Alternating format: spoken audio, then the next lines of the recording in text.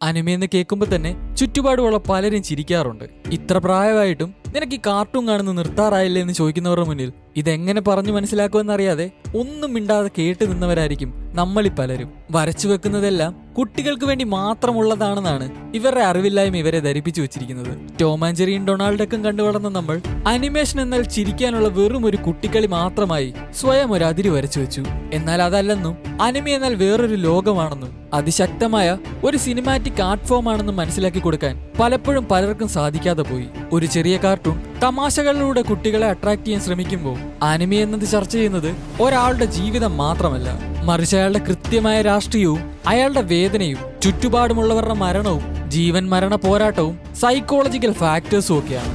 Death not അല്ലെങ്കിൽ attack on Titan കാണുമ്പോൾ ആരാണ് ശരി ആരാണ് തെറ്റെന്ന് തീരുമാനിക്കാൻ നമ്മുടെ തല പുകയുമ്പോൾ നറൂട്ടോ പോലെയുള്ള സൃഷ്ടികൾ പരാജയത്തിന്റെ പടുകുഴിയിൽ നിന്ന് എങ്ങനെ കയറി വരാൻ നമ്മളെ പഠിപ്പിക്കുന്നു. ഒരു സാധാരണ ലൈവ് ആക്ഷൻ സിനിമയുടെ ബഡ്ജറ്റിലോ ക്യാമറയിലോ ഒതുക്കാൻ പറ്റാത്ത പല കാര്യങ്ങളും ഒരു നിസാര അനിമെ സീരീസിലൂടെ നമുക്ക് വ്യക്തമായി മനസ്സിലാക്കാൻ സാധിക്കും. ചുരുക്കി പറഞ്ഞാൽ ഇതിനൊട്ട് ലിമിറ്റേഷൻസ് ഇല്ല എന്ന് വേണമെങ്കിൽ പറയാം. നിങ്ങളുടെ ഏതെങ്കിലും ഫ്രണ്ട്സ് അനിമെ വെറും കാർട്ടൂൺ ആണെന്ന് പറയാറുണ്ടോ? ഉണ്ടെങ്കിൽ തിരുത്താൻ നിൽക്കണ്ട, പറഞ്ഞാലും മനസ്സിലാക്കാൻ പോകുന്നില്ല.